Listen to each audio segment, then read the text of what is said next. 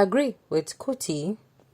Obedience is one of the most repulsive, off-putting concussion I've ever encountered in political arena. Soyinka, welcome to the news, and please subscribe to our channel to get notified when we post hot juicy news updates. Please click on the notification bell.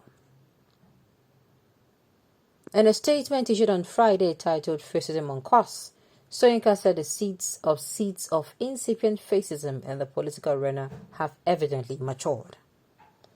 Nobel laureate Prof. Soyinka has said the recent attacks against him justify his earlier position that the Labour Party was taking the direction of fascism.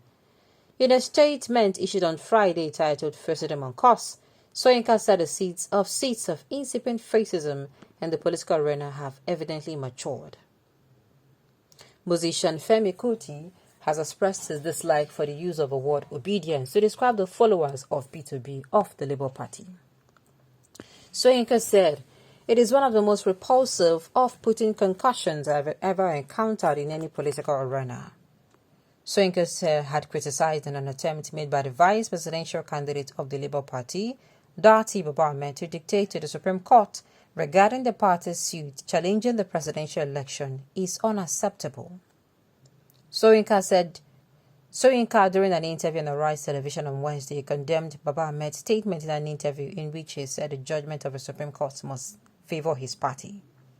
Baba Ahmed, during an interview on Channels TV on Thursday, March 23, 2023, said Section 134 of the Constitution stipulates that the winner of a presidential election must score the highest number of votes and at least 25% in each two-thirds of the Federation and the Federal Capital Territory (FCT).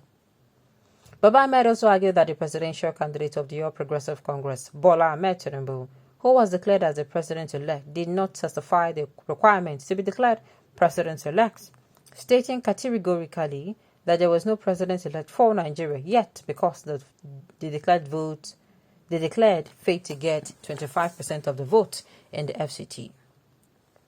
When asked what part of Baba Ahmed's statement was unbecoming, Soyinka said nearly the totality.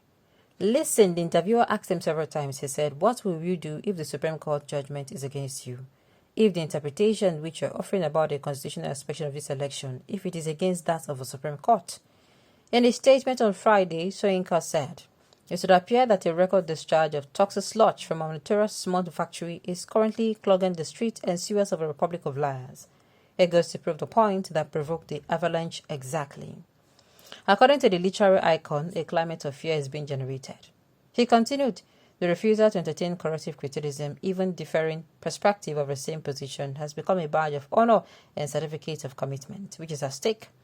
Ultimately, yes, truth, and at most elementary level of social regulation, when you are a party to a conflict, you do not attempt to intimidate the arbiter, attempt to dictate the outcome, or impugn without equitable cause his or her neutrality even before hearing has commenced. That is the ground rule of just proceeding. Short of this, truth remains permanently elusive. The ensuing cacophony has been truly bewildering. It strikes me a possible ploy to smother recent provocations by other, far more trenchant issues such as revelation of declarations of a religious war. If so, let it be known that I have long declared war against religious fundamentalism, the nature of which justified the butchery, kidnapping and enslavement of students in the name of religion. That aspirants alleged gave caught no eyes with me. Far more alarming was the grotesque fantasy of the Chief Justice of the Supreme Court disguised as a wheelchair, zooming off in space a secret meeting with other parties of the conflict. On its own, that is sufficiently scary.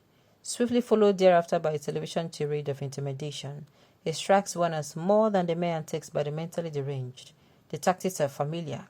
Ridicule, incriminate, then intimidate. Objective, undermine the structure of justice. Just as a reminder, this writer was not being rhetorical when he declared, on exiting prison detention, justice is the first condition of humanity. The instigating contest. Nigerian democracy 2023 has witnessed much that is innovative largely in the retrogressive vein.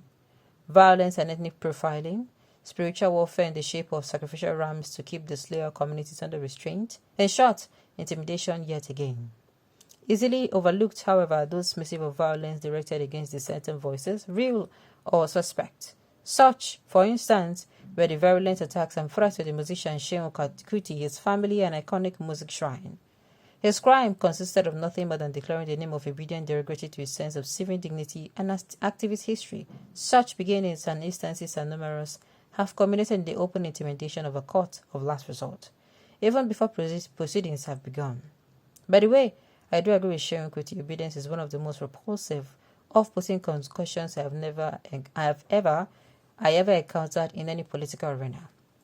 Some love it, however, and this is what freedom is about: choice, taste, free emotions. By contrast, I have no quarrel with yes, daddy. Roman Catholics are used to saying yes, father.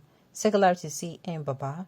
The context and content are what matters, and last, we establish raised bothersome issues such as integrity deficiency. Let us remind ourselves of the following. In an adjudication, society finds it unacceptable that a party in the dispute resort to influencing tactics by extrajudicial means such as bribery, intimidation, and threats are merely the observed complements of material inducement. Those who fail to appreciate these are entirely free to the existence in an illusionary world. Well, Uncle Soyinka, Pa Soyinka,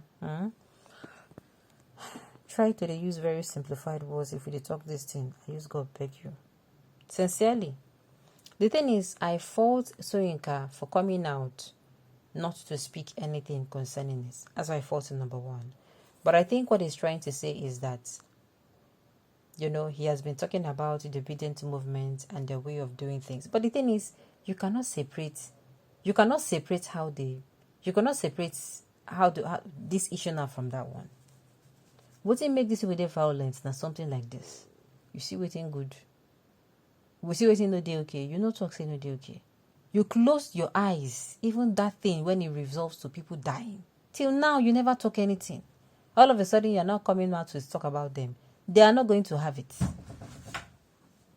You get?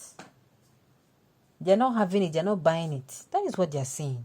You kept quiet when all the whole shenanigans were playing out. You did not come outside to speak against them. All of a sudden you found your voice. Come on now. Now what thing they make them, they agitated. Had it been you come outside and talk, say yes, this thing no good, and you're coming out to say this, maybe, just maybe, their reaction would have been different. But for the fact they are still bleeding, number one, they were sidelined. Number two, all their effort went into waste. Number three, few people came out to condemn what happened. Then you, that is supposed to be another statesman, you that is supposed to be like a go-to person, is now coming out and you are, come on now, go wrong. At your age, you are happy seeing Nigerians in this backward scenario. Obi never did half of what you did against Goodluck Jonathan government before and during the 2015 political era. Cross-check all your rules then. Alright, and this note you have come to the end of the news. So say thank you for tuning in to listen. Until I come your way next time, enjoy the rest of your day.